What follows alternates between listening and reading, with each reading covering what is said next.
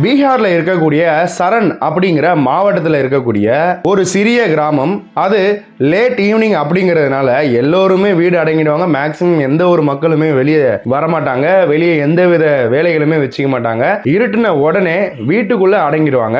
So north சைடில் இருக்கிற கிராமங்கள் எப்படி ரொம்ப இதுவாக இருக்கும் அப்படிங்கிறது உங்களுக்கு எல்லோருக்குமே தெரியும். மேலும் சில பேர் 7-7:30 மணிக்கு எல்லாமே உறங்கவே ஸ்டார்ட் பண்ணிடுவாங்க. ஸோ அந்த அளவுக்கு தான் இந்த கிராமங்களில் வேலைகள் அவங்களோட வாழ்க்கை முறை இருக்கும். அந்த டைம்ல ஒரு சிறுமியோட அலறல் சத்தம் அங்க இருக்கக்கூடிய வயல் நெடுக பயங்கரமா கேட்டுக்கிட்டு இருக்கு. இதை கேட்ட அவங்களோட அம்மா தன்னோட மகளோட கதறல் சவுண்டை கேட்டு எங்கேருந்து வருது அப்படின்னு சொல்லி எட்டி பார்க்குறாங்க.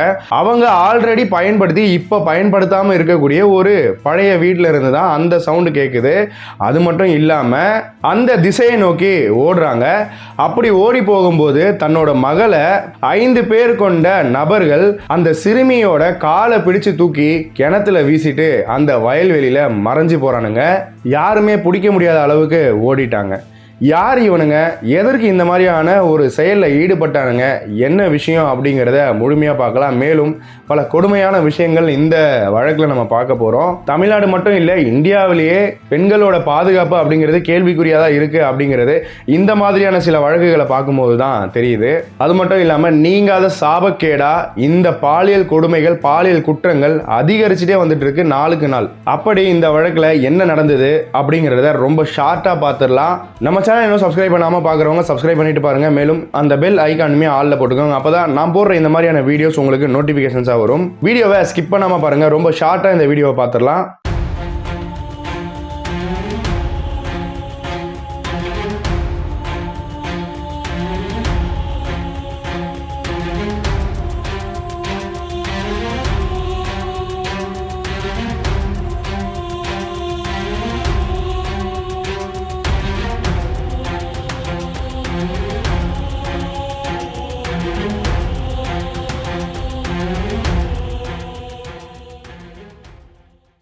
Anchor point design studio. நீங்கள் புதுசாக ஸ்டார்ட் அப் பண்ணியிருக்கீங்க. ஆனால் உங்களுக்கு பெரிய ஏஜென்சி, அதாவது டிஜிட்டல் மார்க்கெட்டிங் ஏஜென்சியை ஹையர் பண்ணி உங்களால் அஃபோர்ட் பண்ண முடியல அப்படிங்கிற பட்சத்தில் நீங்கள் எங்களை மாதிரி ஃப்ரீலான்ஸ் டீம் எடுத்துக்கலாம். எங்ககிட்ட டிஜிட்டல் மார்க்கெட்டிங்க்கு தேவைப்படுற எல்லா சர்வீசஸுமே இருக்குது. ஸோ இந்த சர்வீசஸ் எல்லாமே அஃபோர்டபுள் ப்ரைஸஸில் கொடுத்துக்கிட்டு இருக்கோம். நீங்கள் புதுசாக ஸ்டார்ட் அப்பாக இருக்கீங்க அப்படின்னா நீங்களுமே இந்த கீழே இருக்க நம்பருக்கு கால் பண்ணலாம். அதே போல் நாங்கள் ஏஜென்சிக்குமே அவுட் சோர்சிங் பண்ணி கொடுத்துக்கிட்டு இருக்கோம். ஸோ நியூவாக ஸ்டார்ட் பண்ண டிஜிட்டல் மார்க்கெட்டிங் ஏஜென்சியாக இருந்தாலும் நீங்கள் எங்களுக்கு கால் பண்ணுங்கள். நாங்கள் உங்களுக்கு அஃபோர்டபுள் ப்ரைஸில் கிராஃபிக் டிசைன்ல இருந்து, வீடியோ எடிட்டிங்ல இருந்து, வெப் டிசைனிங், இது போன்ற எல்லா டிஜிட்டல் மார்க்கெட்டிங் சர்வீசஸும் நாங்கள் அஃபோர்டபுள் ப்ரைஸஸில் கொடுத்துக்கிட்டு இருக்கோம். மேலும் விவரங்களுக்கு டிஸ்கிரிப்ஷனில் எங்களோட டீடைல்ஸ், போர்ட்ஃபோலியோ, அது மட்டும் இல்லாமல் கான்டாக்ட் நம்பரும் கொடுத்துருக்கேன். கண்டிப்பாக கான்டாக்ட் பண்ணுங்க.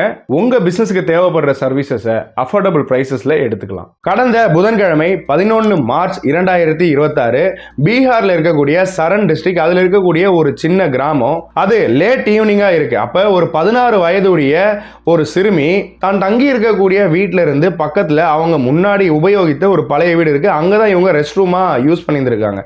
ஸோ அங்க இந்த பெண் ரெஸ்ட் ரூம் போனதாகவும் சொல்லப்படுது, துணி காய போட போனதாகவும் சொல்லப்படுது. ஆக மொத்தம் அந்த வீட்டையுமே இன்னும் யூஸ் பண்ணிட்டு தான் இருக்காங்க. ஆனால் நான் ஆல்ரெடி இன்ட்ரோல சொன்ன மாதிரி எந்த ஒரு கிராமமாக எடுத்தாலுமே ஒரு 6:30 மணிக்கு மேலே மேக்சிமம் யாருமே வெளியே வர மாட்டாங்க. ஒரு ஆளரவமற்ற சூழல் தான் இருக்கும். அது நம்ம எல்லோருக்குமே தெரியும். அப்படியாக இந்த சிறுமி அந்த பழைய வீட்டை நோக்கி போய்கிட்டு இருக்கும்போது இந்த சிறுமியை ஒரு 5 பேர் வழிமறிக்கிறாங்க. அது மட்டும் இல்லாமல் இந்த சிறுமியை தூக்கிட்டு போய் அந்த பழைய வீட்டில் இருக்கக்கூடிய ஒரு பாத்ரூம்ல வச்சு கூட்டுப்பாலியல் வன்கொடுமையில் ஈடுபடுறானுங்க இந்த 5 அரக்கன்களும். இப்படியாக ஒருவர் மாறி ஒருவர் சீரழிச்சிருக்கானுங்க. அந்த டைம்ல அந்த பெண் வலியால துடிச்சு கதறும் போதுதான் இந்த கதறல் சவுண்டு தான் அவங்களோட தாய்க்கு கேட்டு அவங்க கத்திக்கிட்டே வெளியே ஓடி வந்திருக்காங்க. இதற்கு பின்னாடி தான் நான் இன்ட்ரோல சொன்ன அந்த விஷயங்கள்லாம் நடக்குது. இப்படியாக இந்த நாய்கள் இந்த சிறுமியை தூக்கி கிணத்துல வீசிட்டு போனதுக்கு அப்புறம் அந்த ஊர் மக்கள் எல்லாருமே ஒன்று திரண்டாங்க. பெரிய கேஓஸே ஆயிடுச்சு, அதாவது பெரிய கலவரமே ஆயிடுச்சு அப்படின்னு சொல்லலாம். போலீசார் வந்து அந்த கலவரத்தை அடக்குறாங்க. அது மட்டும் இல்லாம சிறுமியோட உடலையுமே கிணத்துல இருந்து மீட்டு எடுக்கிறாங்க. இப்ப இந்த சிறுமியோட உடலை வெளியே எடுத்துட்டாங்க அப்படின்னும் போது இந்த கிரைம் சீனை ப்ரொடெக்ட் பண்ணணும். அது மட்டும் இல்லாம போட்டோகிராஃபர் வரவழைக்கணும், பெண் போலீசார் வரவழைச்சிருக்கணும், ஃபாரன்சிக் டீம் வரவழைச்சிருக்கணும். ஸோ இதெல்லாம் வச்சு தான் இந்த கேஸ் அப்படிங்கிறது அப்டேட் பண்ணணும். இதுதானே நார்மல் ப்ரொசீஜர்.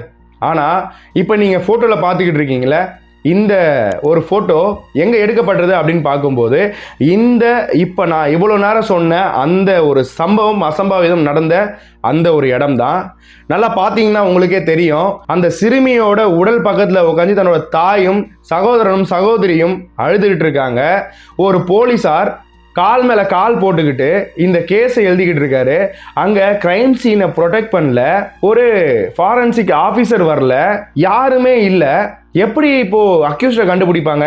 அக்யூஸ்டை கண்டுபிடிச்சாலும் அவன் வந்து நான் தான் பண்ணேன்னு ஒத்துக்கிட்டாலும் இவங்களால எப்படி நிரூபிக்க முடியும்? இப்படியாக பல விஷயங்கள் இருக்கும்போது எவ்வளோ ஒரு மெத்தன போக்கோட இந்த போலீஸ் உட்காந்து எழுதிக்கிட்டு இருக்காரு அப்படிங்கிறத பாருங்க. ஏதோ ஒரு விலங்கு தவறுதலா ரோட்டில் அடிபட்டு இருக்கா மாதிரியும் அதுக்கு மேலே ஒரு துணியை போத்தி வச்சுட்டு கேஸ் எழுதுகிற மாதிரியும் இருக்குது. இதை பார்க்கும்போது ஒரு மனிதன் இறந்திருக்கான் அப்படின்னும் போது அங்கே நடக்கக்கூடிய, அதாவது இது சட்டப்படி இருக்க வேண்டிய ஒரு விஷயம், நடக்க வேண்டிய ஒரு விஷயம் தான் நான் சொல்கிறது, அதுவே பண்ணலை. அதுவும் ஒரு மைனர்கள், ஒரு இவ்வளோ அலட்சியமாக ஒரு போலீஸாராக இருக்க முடியும்? அதுவும் ஒரே ஒரு போலீஸ் தான் அங்கே எழுதிக்கிட்டு இருக்காரு. மேலும் இதையடுத்து சிறுமியோட உடல் இந்த மெத்தன போக்கில் எழுதினார்ல போலீஸ் ஒருத்தர், அந்த கேஸெல்லாம் எழுதி முடிச்சிட்டாரு. உடனே போஸ்ட்மார்ட்டத்துக்கு அனுப்பிட்டாங்க. போஸ்ட்மார்ட்டத்துக்கு எழுதி அனுப்பிட்டா போதுமா? என்ன நடக்குது இந்தியாவில் அப்படிங்கிறது சுத்தமாக புரியலை. சாப்ரா சதர் ஹாஸ்பிட்டலுக்கு இந்த சிறுமியோட உடல் குழாய்வுக்காக அனுப்பப்பட்டது. கிரைம் சீனில் கிடைக்கக்கூடிய ஒரு பியூபிக் ஹேர் கூட கிரிமினலை கண்டறிய ரொம்பவுமே ஒரு பெரிய பிரேக் த்ரூவாக இருக்கும். அப்படியாக பாதுகாப்பாக கிரிமினலை தேடி கண்டுபிடிப்பாங்க ஃபாரன்சிக் டீம். அவ்வளோ ஒரு விஷயங்கள் இருக்குது. ஆனால் இவ்வளோ கூட்டங்கள் நடமாடி இருக்கு. அது மட்டும் இல்லாமல் அந்த கிரைம் சீனை போலீஸார் வந்ததுக்கு பிறகு கூட சேஃப் பண்ணல.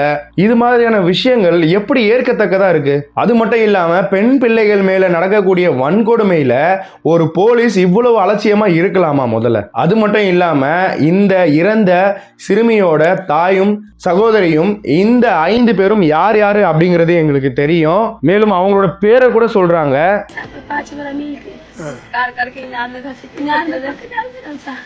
कौन कौन है बलात्कार करेला? क्या नाम था होगा? चंदन, सचिन, विराज और अजय, विकास। रोने को मालूम कैसे भागे? हमने क्या आवाज हम के लोगों ने चिल्लाई अच्छी आवाज आई ना तब तो गल जैसे ही लाल में गाड़ी कोने पे சந்தன் மாஞ்சி, சச்சின் மாஞ்சி, யுவராஜ் மாஞ்சி, அஜய் மாஞ்சி, விகாஷ் மாஞ்சி, இப்படியாக 5 பேரோட பேருமே யார் பண்ணாங்க அப்படிங்கிறதுமே தெளிவாக தெரியும் அப்படின்னு சொன்ன போதிலும் யுவராஜ் மாஞ்சியை தவிர வேற எந்த மாஞ்சியும் அரெஸ்ட் பண்ணல போலீசார். இந்த தாய் சகோதரியோட அழுகுரல் பெரிய மரண ஓலமாகவே கேட்குது. அந்த மாதிரியான ஒரு சூழல் தான் அங்கே பார்க்க முடியுது. இந்த குடும்பத்தோட குடும்ப தலைவன் அவர் பீகார்லேருந்து வெளியே போய் வேலை செஞ்சுக்கிட்டு இருக்காரு. தன் பிள்ளைகளுக்காகவும் தன்னோட மனைவிக்காகவும் வெளியே போய் ஒரு மனுஷன் கஷ்டப்பட்டு தன்னோட குடும்பத்தை காப்பாற்ற இவ்வளோ போராடிட்டு இருக்கும்போது இது போல ஒரு செய்தி அவருக்கு எவ்வளோ மன வலியை கொடுக்கும் அப்படிங்கிறத யோசிச்சு பாருங்க. அது மட்டும் இல்லாமல் இந்த அசம்பாவிதத்தில் ஈடுபட்ட அந்த 5 பேரில் ஒருவன் ஏற்கனவே இந்த சிறுமியிடம் இது மாதிரி பாலியல் வன்கொடுமையில் ஈடுபட தவறாக நடந்திருக்கான் அப்படின்னு அவங்களோட தாய் அந்த பேட்டியிலேயே சொல்றாங்க. அங்க பார்க்கும்போது பேட்டின்னும் போது நீங்க வந்து பெரிய நியூஸ் சேனல்லாம் அங்க போயிருச்சு, பெரிய இன்டர்நேஷனல் சேனல்லாம் அங்க போய் கவர் பண்ணிட்டாங்க. சத்தியமா கிடையாது. அங்க ஒரு நியூஸ் சேனல் கூட சரியா போகவே இல்லை. ஒரு பிரச்சனை நடக்குது அப்படின்னா உடனே கவர் பண்றது தானே நியூஸ். 2 நாள் 3 நாள் கழிச்சு கவர் பண்றது பேர் நியூஸ் மீடியாவா? நீங்களே சொல்லுங்க. குற்றம் நடந்து 9 நாட்கள் ஆயிடுச்சு. ஆனா இப்ப வரைக்கும் ஒருத்தனை மட்டும்தான் அரெஸ்ட் பண்ணியிருக்கிறதா தகவல்கள் பார்க்க முடியுது. மேபி இந்த வீடியோவை நீங்க பாக்குறதுக்குள்ள அந்த 4 பேரும் அரெஸ்ட் ஆயிருக்கலாம். ஆனா நான் பார்த்த கடைசி வரைக்குமே அந்த ஒருவனை மட்டும்தான் அரெஸ்ட் பண்ணியிருக்காங்க. ஒரு 4 குற்றவாளிகள், அதுவும் உள்ளூரை சேர்ந்த 4 குற்றவாளிகளை பிடிக்க முடியாம போலீஸ் திணறுது அப்படின்னா அப்படின்னா இதை நம்புற மாதிரியா இருக்கு? யாரை காப்பாத்துறதுக்காக அங்க இருக்கிற போலீஸ் வேலை செஞ்சுக்கிட்டு இருக்காங்க அப்படிங்கிறது தெரியல. மேலும் பீகாரோட எஸ்எஸ்பி சரண் வினித் இவர் ஒரு பேட்டியில், அதாவது இந்த ஹாஸ்பிட்டல் முன்னாடி எங்கேயும் வந்துகிட்டு இருக்காரு, அப்போ இந்த பேட்டி எடுக்கிறாங்க நியூஸ் சேனல் மூலியமா. அப்போ என்ன சொல்றாரு அப்படின்னு பார்க்கும்போது, இந்த சிறுமி தவறுதலாக கிணத்துல விழுந்து இறந்துட்டாங்க அப்படின்னு சொல்றாரு. கொஞ்சமாவது மனசுல இரக்கம் ஈரம் இருந்தா இந்த மாதிரி ஒரு வார்த்தை ஒரு சீனியர் சூப்பரிண்டென்டென்ட் ஆஃப் போலீஸ் வாயிலிருந்து வருமா? இங்க நடந்தது என்ன அப்படிங்கிற கம்ப்ளீட் கேஸ் டீட்டெயில் எழுதிட்டு போன பிறகும் இது போல சொல்லி மறைக்கிறது என்ன மனநிலை அப்படிங்கிறது தெரியல. அது மட்டும் இல்லாம போலீஸ் இந்த குடும்பத்தாரை மிரட்டுறதாகவும் பல தகவல்கள் அங்கிருந்து வருது. இது எதுவுமே நியூஸ் சேனல்ல வரல, எல்லாமே சோசியல் மீடியால அங்க இருக்கிறவங்க வீடியோ எடுத்து அப்லோட் பண்ணிட்டு இருக்காங்க உடனுக்கு உடனே. அந்த சோசியல் மீடியா யூஸ் பண்ற அளவுக்கு கூட அங்க இருக்கிற மக்களுக்கு பெரிதளவில் நாலேஜ் இல்லை அப்படின்னா இந்த வழக்கு வெளியே வந்திருக்கும் நீங்க நினைக்கிறீங்களா? அப்போ இந்த மாதிரி நாலேஜ் இல்லாத பல பேரோட வழக்கு பலவிதமா எப்படிலாம் போயிருக்கும் அப்படிங்கிறத யோசிச்சு பாருங்க. அந்த சிறுமி தானாகவே குதிச்சுட்டாங்க அப்படின்னு சொல்லி ஃப்ரேம் பண்ணி எதற்கு இந்த வழக்கை திசை திருப்புறாங்க, யாரை காப்பாத்துறதுக்காக பண்றாங்க அப்படிங்கிற கேள்வி சோசியல் மீடியால வலுத்துட்டு இருக்கு. மேலும் போஸ்ட்மார்ட்டம் ரிப்போர்ட்ல என்ன இருக்கு அப்படின்னு பார்க்கும்போது எக்ஸ்டர்னல் கிளியர் இன்ஜூரி எதுவுமே இல்லை அப்படின்னு இருக்கு. அது மட்டும் இல்லாம இறப்பிற்கான காரணம் மூச்சு திணறல், அதான் தண்ணியில அவங்க மூழ்கி இறந்திருக்காங்க அப்படிங்கிறது கரெக்ட் தான். ஆனா நாம அபயா கேஸ் பார்த்துருப்போம், 2 பார்ட்டாக நான் அப்லோட் பண்ணியிருப்பேன். ஸோ அந்த கேஸில் இறந்த அந்த அபயாவை தூக்கி கிணத்துல போடும்போது பல சிராய்ப்புகள் ஏற்பட்டது. ஸோ கிட்டத்தட்ட இந்த சிறுமியை தூக்கி தான் போட்டிருக்காங்க அப்படின்னும் போது எப்படி அவங்க ஸ்ட்ரகிள் பண்ணாமல் இருந்திருப்பாங்க? ஸ்ட்ரகிள் பண்ணும்போது கண்டிப்பாக கை கால்களில் சிராய்ப்புகள் ஏற்பட்டிருக்குமே. ஏன் எக்ஸ்டர்னல் இன்ஜுரி எதுவுமே இல்லைன்னு சொல்கிறாங்க அப்படிங்கிறது இங்கே ஒரு கேள்விக்குறியாக இருக்குது. அது மட்டும் இல்லாமல் செக்ஷுவல் அசால்ட்டுக்கான எந்த ஒரு தகவலும் இந்த ரிப்போர்ட்டில் இல்லையே, ஏன் அப்படின்னும் சோஷியல் மீடியாவில் கேள்விகள் எழுப்பிட்டு இருக்காங்க. வெஜினல் ஸ்வாபையும் பயாலஜிக்கல் சாம்பிள்ஸையுமே முசாஃபூரில் இருக்கக்கூடிய FSL லேபுக்கு அனுப்பியிருக்கோம் அப்படிங்கிற மாதிரி சொல்லியிருக்காங்க. ஸோ இப்போ இந்த ரிப்போர்ட் ஆனது வெளிவந்தாதான் செக்ஷுவல் அசால்ட் நடந்திருக்கா இல்லையா அப்படிங்கிறதே சொல்லுவோம் அப்படிங்கிற மாதிரி சொல்லியிருக்காங்க. இது போல ரிப்போர்ட்டுக்காக மற்றவங்க வெயிட் பண்ணிட்டு இருந்தாலும் இந்த சிறுமியோட தாயார் ஆணித்தனமா சொல்றாங்க, என்னோட மகள் கிட்ட ஆல்ரெடி இவன் தவறா நடக்க முயற்சி செய்தான், அது மட்டும் இல்லாம இவனுங்க மோசமானவனுங்க, அது மட்டும் இல்லாம இப்பவுமே அவங்க கூட்டுப்பாலியல் வன்கொடுமையில ஈடுபட்டிருக்காங்க அப்படிங்கிறத அவங்க அடிச்சு சொல்றாங்க. நாம கடைசி வீடியோல பேசியிருந்த அதே விஷயம் தான், கோடி கோடியா வரி பணம் அப்படிங்கிறது வாங்குறாங்க. ஆனா கிராமப்புறங்கள்ல ஏன் சரியான பாதுகாப்பு, அடிப்படை பாதுகாப்பு வசதிகள் இல்லை? அடிப்படை பாதுகாப்பு வசதின்னு நான் சொல்றது சிசிடிவி கேமராஸ், அது மட்டும் இல்லாம ரோந்து பணிகள், இதெல்லாம் ஏன் அதிகமாக இல்லை? அப்படி இதெல்லாம் இருந்தால் தவறுகள் நடந்தால் கூட அதை உரிய நேரத்தில் டக்குன்னு கண்டுபிடிக்கிறதுக்காவது ஈஸியாக இருக்கும் அப்படிங்கிறது தான் எல்லோரோட ஒரு மனக்குமுறலாக இருக்குது. நார்த் சைடில் ஆம் ஆத்மி கட்சியை சேர்ந்த ராகவ் சத்தா அப்படின்ற ஒரு MP பார்லிமெண்ட்ல கிட்டத்தட்ட சரமாரியான கேள்விகள் எழுப்பியிருக்காரு. மிடில் கிளாஸோட ஒரு வாய்ஸா இருக்காரு. கிட்டத்தட்ட அவ்வளோ வரி பணம் நம்ம கிட்ட இருந்து வாங்குறாங்க, லாஜிக்கே இல்லாம. ஆனாலும் மக்களோட பாதுகாப்புல எல்லா இடத்துலையுமே ஒரு வீக்னஸ் இருந்துகிட்டே தாங்க இருக்கு. இப்போ இருக்கிற நிலவரப்படி இந்தியாவில் இருக்கக்கூடிய பெண்கள், குழந்தைகள், மூதாட்டி வரைக்கும் பாலியல் வன்கொடுமைக்கு உள்ளாக்கப்படாம இருக்கிறதே போதும், அதுவே பெரிய சேஃப்டி அப்படின்னு நினைக்கக்கூடிய மனப்பான்மை தான் இன்னைக்கு எல்லோருக்குமே இருக்கு. போலீசாரோட அலட்சியம், இதை பத்தி நம்ம எல்லாத்துலயுமே பேசியிருக்கோம். நாம கடைசியா பார்த்த விளாத்திக்குளம் +2 மாணவியோட கொலை சம்பவத்திலையுமே பார்த்திருப்போம். கிட்டத்தட்ட அந்த மாணவி இறந்து 14 மணி நேரம் கழிச்சு தான் கம்ப்ளைண்ட்டே ரெஜிஸ்டர் பண்றாங்க. ஸோ இந்த நிலைமையில தான் தமிழ்நாடு போலீஸ் ஒரு சைடு பண்ணிக்கிட்டு இருக்காங்க. ஸோ இந்த மாதிரி அலட்சியமா பண்ண அந்த போலீஸ் சஸ்பெண்ட் ஆகியிருக்காங்க அந்த 2 ஸ்டேஷன்லையுமே, அதை நம்ம பார்த்துருப்போம் போன வீடியோவில். ஸோ கண்டிப்பாக இந்த ஒரு வழக்குலையுமே அலட்சியமாக இருந்த எவிடன்ஸை திரட்ட முடியாமல் திணறுனா அந்த போலீஸ் எல்லாரையுமே சஸ்பெண்ட் இல்லை, டிஸ்மிஸே பண்ணாலும் தப்பே இல்லை அப்படின்னு தான் நான் சொல்லுவேன். சரியாக வேலை செய்யலை அப்படின்னா ஒரு ஓனர் என்ன பண்ணுவாங்க? வேலையை விட்டு தூக்குவாங்க. அப்போ அது எல்லாருக்குமே ஒன்னா தானே இருக்கணும். சரியா வேலை செய்யல அப்படின்னா அவங்கள டிஸ்மிஸ் பண்றதுல தவறே இல்லை. இது போல ஒரு சிலரோட அலட்சியத்தினால எவ்வளவு சமுதாய பிரச்சனைகள் வருது அப்படிங்கறத யோசிச்சு பாருங்க.